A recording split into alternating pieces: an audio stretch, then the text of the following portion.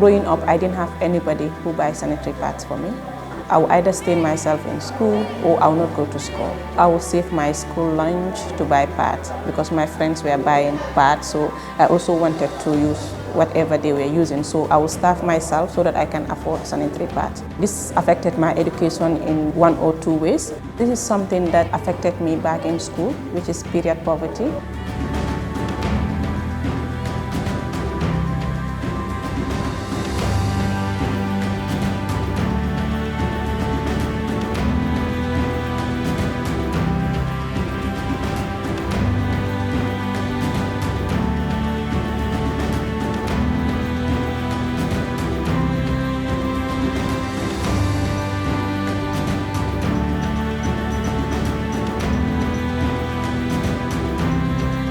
Girls Pride started in 2017. We are a social enterprise. We focus more on impact than making profit. We make sanitary pads and sell it, or we donate it. When we have donors, we buy materials, make the pads, and then donate it to girls from low-income families who are at risk of either missing out of school or dropping out of school. I wanted to support girls to stay out of school during their period. I was on a training in the US, so through a networking session, I learned about Girls Pride through a teacher who was supporting girls in schools. When this reusable pad idea came to me, I said, this is something I can do in my country. When I came back, I started doing my research on reusable pads. I did a Dex review, went online, read articles and researches. I watched videos. I searched all around the globe on whatever I can lay my hands on. The idea is how can I use materials that are locally available in my community. This way it can be sustainable. I started doing my prototype. In the beginning I had very funny shapes that doesn't even look like pads, but eventually the more I practice, the better the product became. So when I had my prototype, I gave it out to people to test it, and also I wanted to assess people's conception, what they think about reusable pads. Is it something that people want to accept? Because I don't want to invest in something that people will not accept. And what is the impact?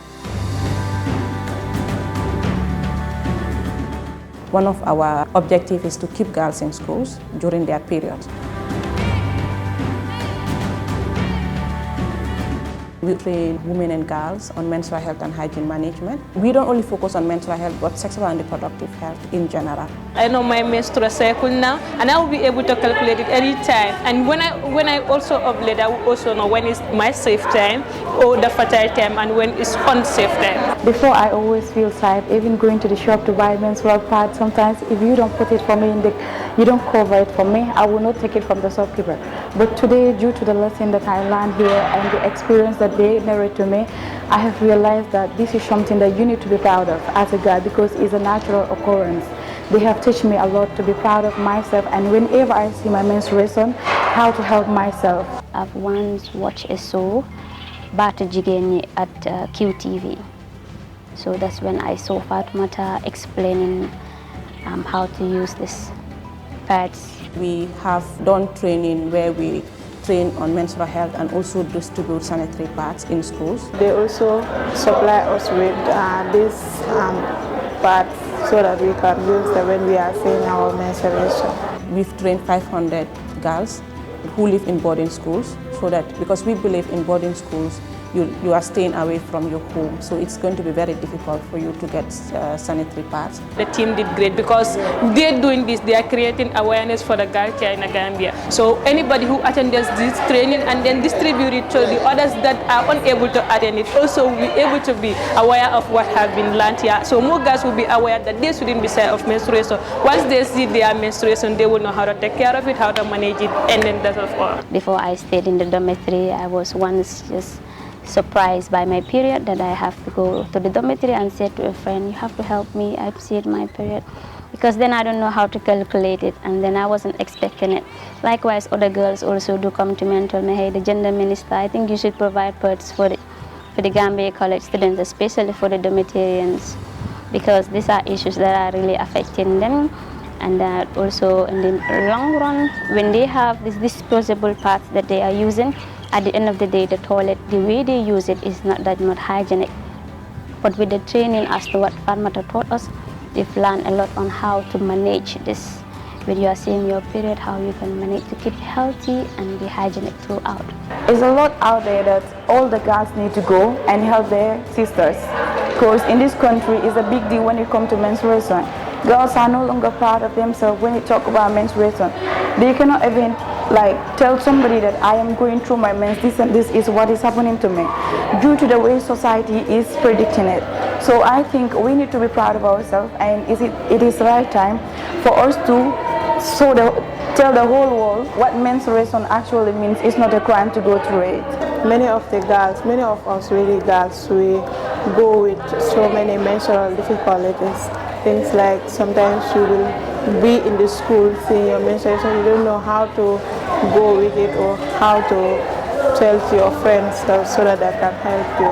But today we have learned a lot so that, we can get prepared ourselves, we can able to know our menstrual cycle and things like this.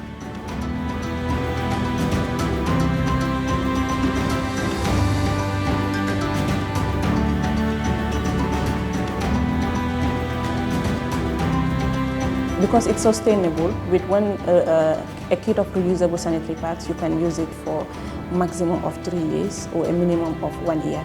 So you don't have to worry about buying pads every day when you live in boarding schools or when your family cannot afford it.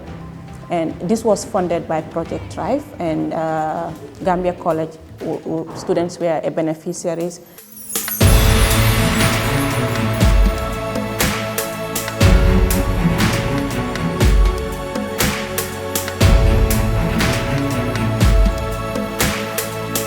We do training of trainers, either on menstrual health and hygiene management, so that they can do step-down training in their communities.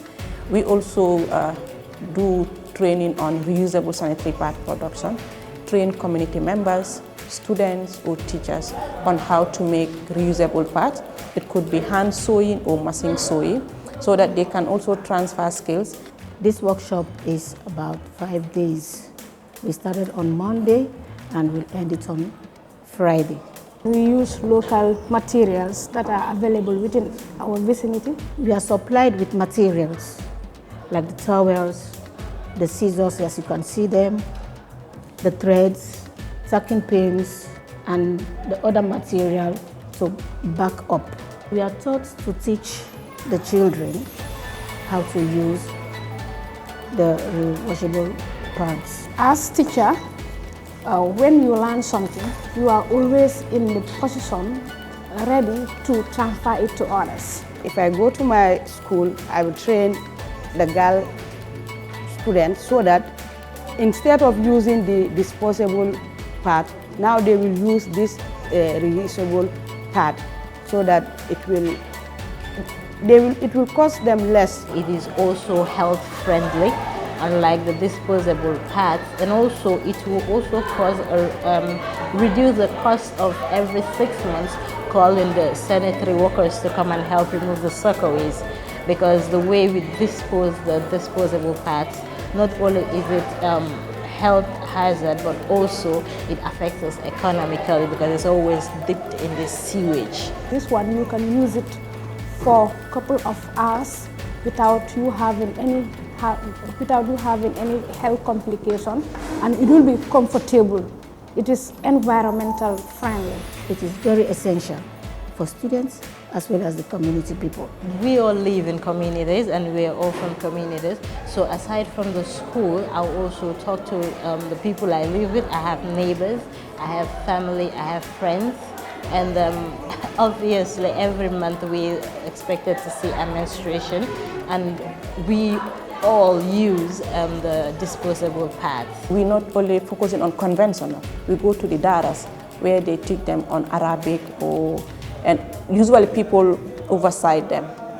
So we train them because we believe those doing the Arabic or Madrasa education, they also become teachers in the community. They train people on religious matters and train them about the Quran and Sunnah. So they also need to have knowledge on menstrual health so that the girls who don't have the opportunity to go to conventional school will also have the same information that will filter down to them. During the pandemic, we were able to implement a project called Dignity in Prison, where we provided reusable pads for female inmates in Maltu during the pandemic. We trained boys on period shaming to know that it's normal and how they can support girls. So when they grow up, they'll take the responsibilities. And then we believe when we include boys, we'll be able to break the taboos and stigma surrounding menstruation. This way, they can talk to their wives and their daughters openly, and they'll be able to buy sanitary pads for them. We focus on radios, TV, and online programs that we post on YouTube and other social media platforms. So a lot of people can have access. We believe just by providing a reusable pad and menstrual health and hygiene management education, we will be able to address period poverty, gender-based violence, and for us, most importantly, how do we contribute positive actions towards addressing climate change effect? How do we encourage people to use reusable sanitary products? That way we reduce the plastic waste on our environment and also support other young people. When we employ them, we support them to have a source of living and an income or become something in their society. They can actually start their own businesses if they want.